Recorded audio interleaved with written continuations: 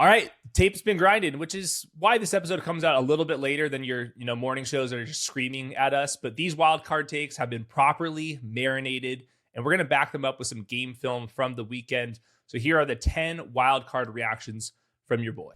Number 1, the Justin Herbert haters are the biggest winners of the wild card weekend. I hate to say this, but there was no way to argue that this was a Greg Roman fault. I can't even argue that this was the offensive line at fault. In this game, Justin Herbert had PTSD, both from the rest of the season where he didn't trust his offensive line, and then also from all those interceptions that he had in the last playoff game. He turned down so many throws. The second play of the game, he scrambles to his right. Ladd McConkey's way by himself, out of structure, and Justin Herbert just takes off way too early, misses Ladd McConkey for a touchdown.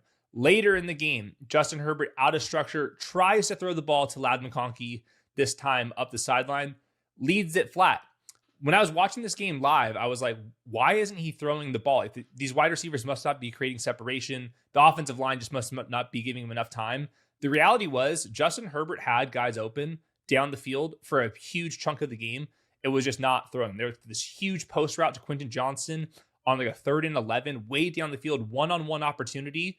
Clean pocket, doesn't throw it. A huge inbreaker where they actually get him outside on a little bit of a bootleg, looking directly at Quentin Johnston again, turns it down. I could not believe what I was watching with the Justin Herbert stuff. And it's exactly what the Justin Herbert haters say, that he doesn't play quick enough. He doesn't play with enough aggressiveness. And then he can't make the same throws out of the pocket like the top guys do. All of that in this game, completely truthful. So I think this was one of the worst games I've ever watched Justin Herbert have. It's another one of these games where this entire offseason, we're going to have to listen to these Justin Herbert haters talk about how he doesn't have the clutch gene. And until he proves it, the haters are right. I hate that that's the case. I will also mention throughout the season, I did think that the offensive coordinator had a lot of mistakes. And I think even in this game, they had to play 4th and 2, clearly man coverage. They have 3 wide receivers all bunched up together. And they just kind of run, routes by themselves. Like they needed the wide receivers to step up. There was no rubs. There was nothing fancy at the snap. It was just Greg Roman say, guess what? We have 3 wide receivers. Let those guys win. Well, guess what? They couldn't win. I thought Keenan Allen had a really bad game. I thought that Quentin Johnston had an opportunity to come back to the ball. He wasn't able to do it. So it wasn't that the wide receivers were good. I thought they were pretty bad in this one. I thought that Greg Roman didn't really help himself. A lot of like the checkdowns were this like 296 on fullback. I hated that. And the offensive line obviously couldn't hold up on the interior. So lots of problems here for the Chargers. If I were the Chargers, I would get rid of Greg Roman. I think that's probably what's going to happen. Jim Harbaugh was asked if Greg Roman is the right person to call plays. He said, quote, I don't have an answer to that right now. I've watched enough press conferences from these NFL head coaches. A non-answer is an answer. I would fire Greg Roman. I think that's going to be the outcome. But at some point, Justin Herbert, you do have to come to the party with a big game. Second biggest takeaway, Caleb Williams will be a top 5 quarterback very soon. Obviously, Josh Allen, Patrick Mahomes, those are the top guys. You have like May, Burrow, Lamar, Herbert, Jordan Love, Dak Prescott, Matthew Stafford, all those guys. But Caleb Williams, his upside is like so evident. That pass rolling over to his left down the field was one of the best throws I've seen. And all the other best throws of the season were largely Caleb Williams throws as well. He got outside the pocket on a play where that elite speed shows up. He doesn't do that all the time, but he can really run to the perimeter a bunch. And then one of my favorite moments was the game winner where it was the pump fake screen for a touchdown there. And this is where I think Ben Johnson deserves a lot of credit. There was actually a nice little wrinkle in this one where Darnell Wright, their right tackle, was actually left up, not even at left tackle, but as like an offset tackle to the left side. Obviously, that would mean like we're going to get out in space with Darnell Wright because he's their best guy with that. He drifts out to the fake screen part of this to allow these defensive players to have more eyes on Luther Burden, who was on the fake screen of that, to allow a wide open touchdown. So I think that's Caleb Williams balling out in the second half. All of that velocity that he has, throwing out of structure was awesome. But he also made a lot of plays, layered throws inside the pocket, reading things out properly. I thought Caleb Williams in that second half like really showed why he was the first overall pick. And I also think that Ben Johnson had a huge part of that, especially on that game-winning play. Number 3 takeaway is Colston Loveland is going to replace George Kittle as an all-pro in the future. He was phenomenal in this one. He runs routes that most tight ends don't even have the opportunity to do. And what I mean by that is he is actually like on the outside running wide receiver type of routes. We saw that in the pylon route and the 2-point conversion.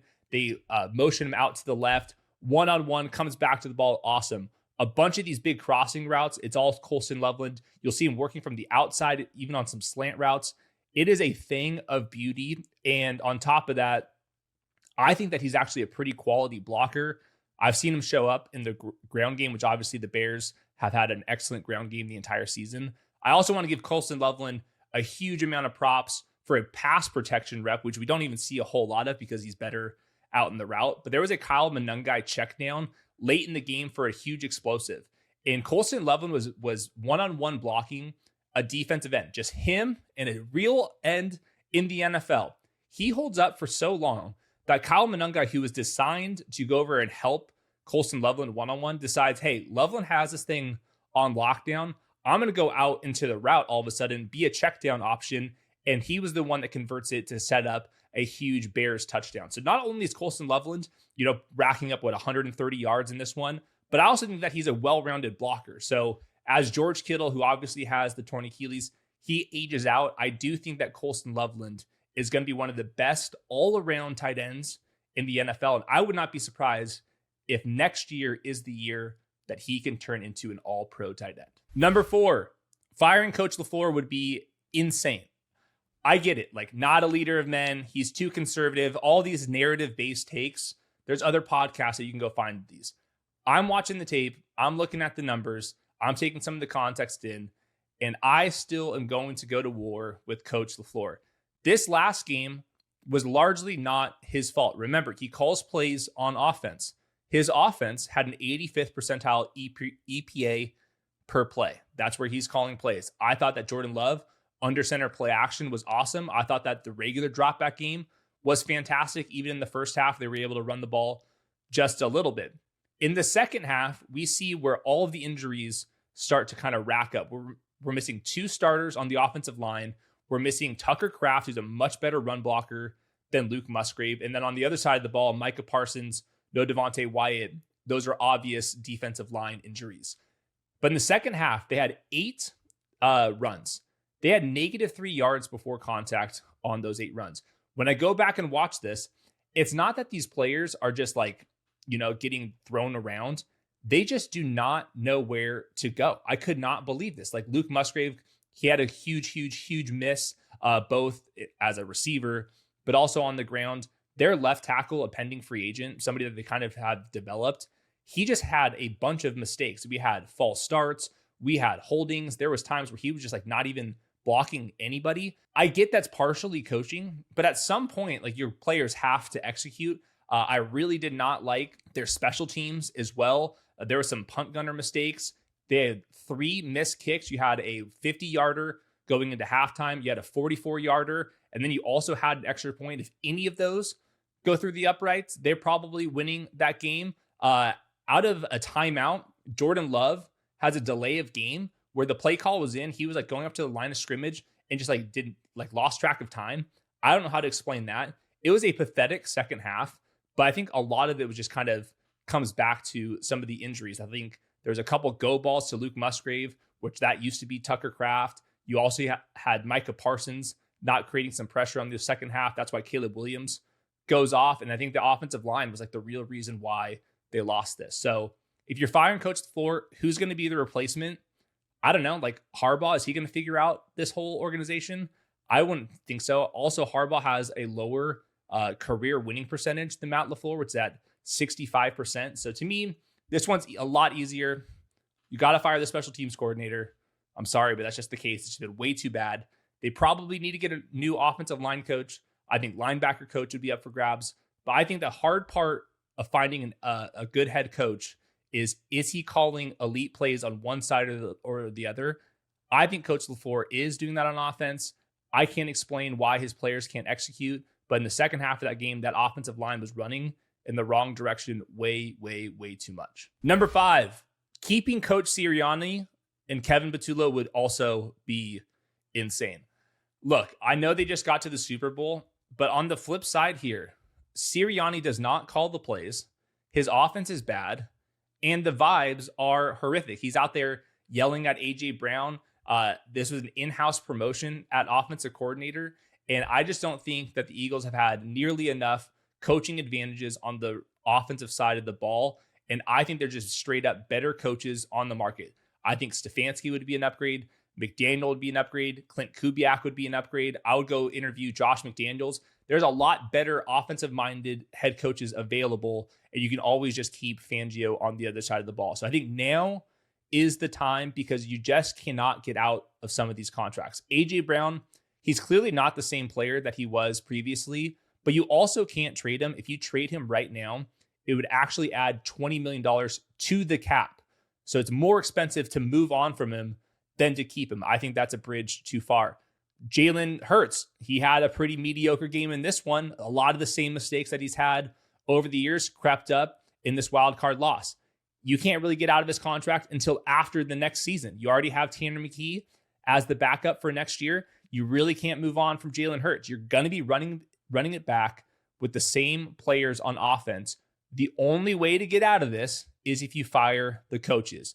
I think if you look at the track record from GM Howie Roseman, you're going to see that he does not sit around and wait. I would not be surprised if Coach Sirianni is moved on. I can guarantee you Patullo is going to be moved on from, and I think there are better offensive-minded head coaches out there. There's one sequence I did want to bring up, and it just goes to the predictability, I would say the staticness of the offense.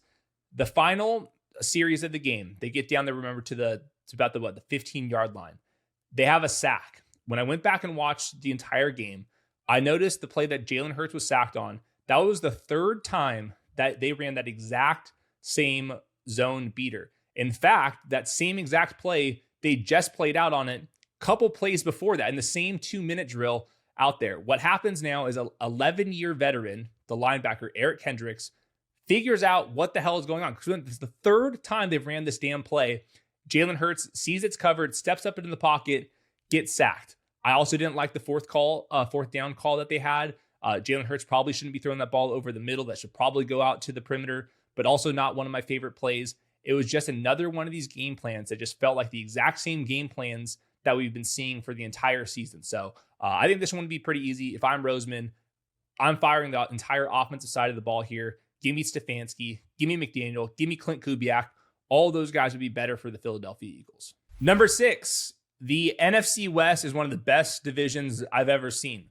If you look at this, the 49ers, the Rams, and the Seahawks are 40-7 versus everybody else this year. Obviously, I'm removing the games where they beat up on each other, but 40-7 versus everybody else. Both of the NFC wildcard teams go handle business on the road. The Rams do it, I'll say, without even like a good Stafford game. Their rushing attack is elite. In this last one, they had over 50% rushing success rate. Again, they can also win with 4 pass rushers, even if their DBs are pretty mediocre. So the Rams didn't even have a great game. They go out, beat the Panthers. The 49ers have, 5 of their top 10 players available in this one. They lose George Kittle. They go on the road in Philadelphia, and that game didn't feel like it was that close despite all those injuries as well. So right now, you're going to have the Seahawks or the 49ers. One of those teams are going to represent in the NFC Conference Championship. And then we'll also see if the Rams can go over and pull off another upset themselves. But without a doubt, this conference has the best coaches I've ever seen. The NFC North also got a bunch of great coaches, but McDonald, McVay, Shanahan right now, the NFC West is loaded. And that's why I keep going back to this Arizona Cardinals head coaching job. Good luck finding anybody that wants this one. It's a tough, tough gig. Number 7, Kyle Shanahan is an all-time coach. It sounds obvious. Obviously, he makes it to the Super Bowl with the Falcons. The entire 49ers run, they've been, top 5 in points per game when everyone's healthy. This one was just incredible. We talked about how bad the Eagles side of the ball was, but this was just a complete coaching mismatch the entire time. Brock Purdy, I thought, left some throws short throughout the game, but they were springing freaking Demarcus Robinson all the way open. Juwan Jennings, that touchdown, obviously you get a player with a background of playing quarterback throwing the ball over the top to Christian McCaffrey. But even the Christian McCaffrey angle route touchdown was really cool because that was like a backside concept where you kind of had everybody going out to the right side. Christian McCaffrey on a delay coming back from the right side of the backfield all the way to the left side to cut back inside. The timing of that where Brock Purdy goes back to the backside was a thing of beauty. So it was just another game. There's no reason why Shanahan should be in this position. They almost had the number 1 seed. They obviously pull off this upset. They're going to have to go into Seattle without George Kittle. That's going to be a lot to ask for. But this was elite play calling on both sides of the ball. Because I also wanted to mention Robert Saleh. He still couldn't get a single pass rusher to show up in this one. But players like Upton Stout in the slot were just completely hitting dudes. They were on with their 5th, 6th string linebackers. That wasn't a problem. I thought stylistically, they did a lot of great things to kind of slow down the Eagles offense there, who just are super reliant on explosives. They sat there in zone coverage, stayed super disciplined. And I thought that was a really, really impressive showing by Robert Saleh on the other side of the ball. So the 49ers, they're pretty much got a coaching advantage. No matter who they're facing, I thought the Seahawks is going to be a tough draw for this one. But even getting into this position to go into the divisional round is a wild, wild success from Kyle Shanahan. So it's another feather in his cap, and he's obviously going to go into the Hall of Fame at this point. Number 8, Josh Allen is the best player in the world right now. It's really not even close when you kind of factor in how long he's been doing this. His play, he pretty much kind of threw a complete game shutout to me. He had, I think, one miss to Brandon Cooks, and it was like right after he kind of injured his finger. The rest of the game, you guys can go try to tag me in some negative plays from Josh Allen. He didn't have one. Like, I'm not even joking. Like, he had 45 plays on offense where he had like some factor into the game plan, and he was pretty much flawless the entire game. On top of that, he was making plays that nearly no other quarterback is making. You have that 3rd and 2 quarterback power touchdown, a tush push for 10 freaking yards. I didn't think that he looked that healthy because when he like broke out of contain as a scrambler, he didn't even have his like typical speed, but it didn't matter because he's really slowed down as a passer inside the pocket. He was nails in this one. The Jaguars, I thought, did a lot on defense to try to confuse him, and they really weren't able to do it. And then on top of that, that game winner simulated pressure to find Brandon Cooks way down the field. He launches that ball so early. That was incredible stuff. You compare that performance to all the other wild card quarterbacks, and it's just pretty clear that this is the best player in the world.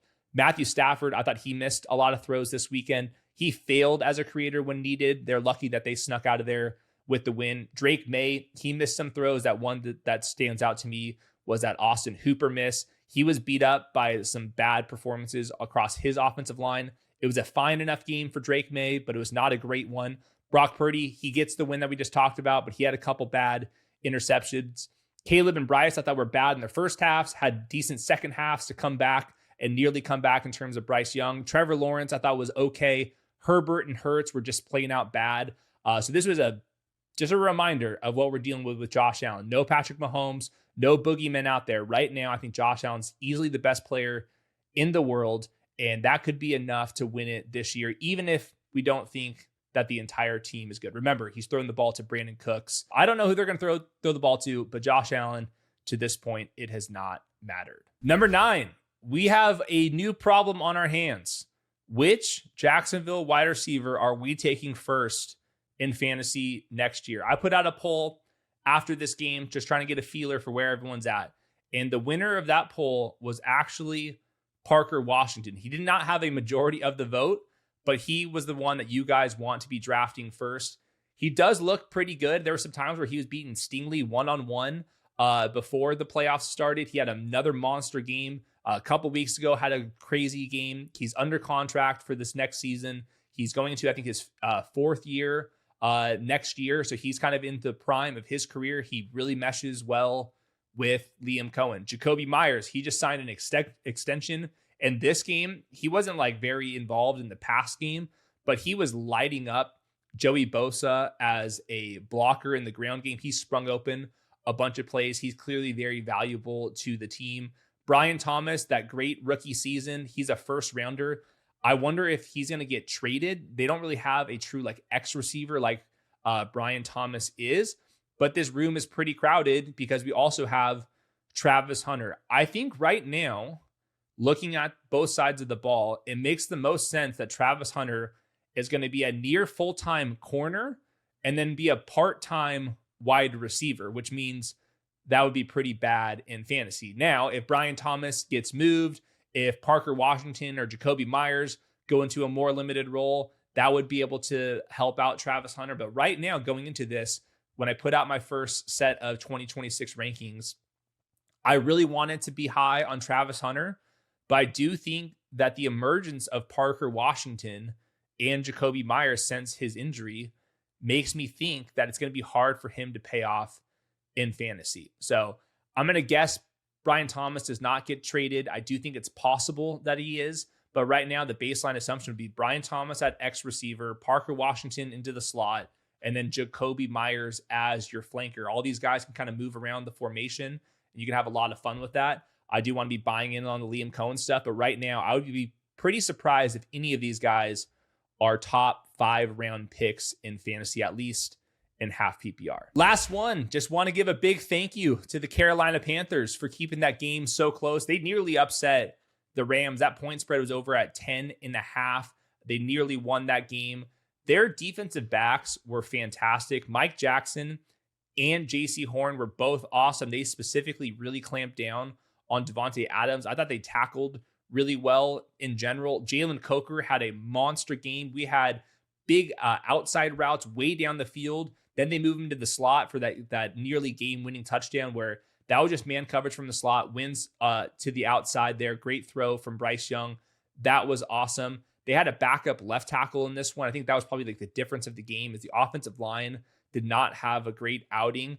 Neither did the linebackers, neither did the defensive backs, but they did get some really good moments out of Bryce Young late in that game. So we had that really bad interception where Bryce Young just throws into the wrong zone window. Don't blame Jalen Coker for that. Blame Bryce Young. He missed a couple throws, but he did really rally late.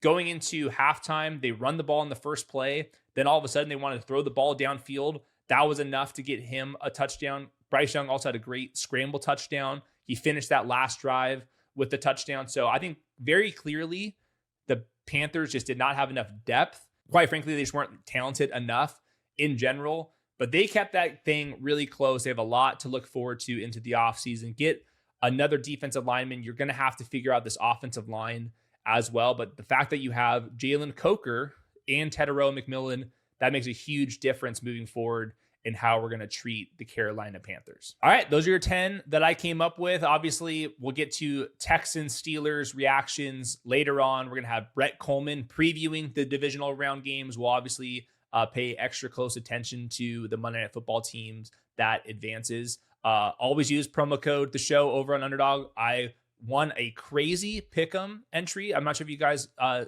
were either tailing me or you saw this one where I took a Matthew Stafford lower. It was 0.5 rushing yards. And when I tweeted it out, I said, I'm hoping for Matthew Stafford kneel downs. And he was at 2 yards going into the final play where the Rams are going to knee it. Not only does Matthew Stafford knee it, he did it for me. He goes extra far back and takes a knee for -2 yards to get me back under on the right side of history there. So that one was able to be a winner there. Things always don't break our way, obviously, but that was a cool one to see. I'll be sharing some pick'em stuff over on Twitter. Lots of divisional round stuff. We're also going to get some head coaching kind of rankings later on in the week. We have best ball drafts out there. My rankings are going to come out soon enough. I'm going to be watching some Fernando Mendoza. So no time off around here. January seems to be just as busy as it was in December. So all that will be covered on the channel. Like, subscribe, all that stuff. Head over to Underdog Network if you want some written work, if you know how to read still, but always promo code the show. Let's get out of here. Peace.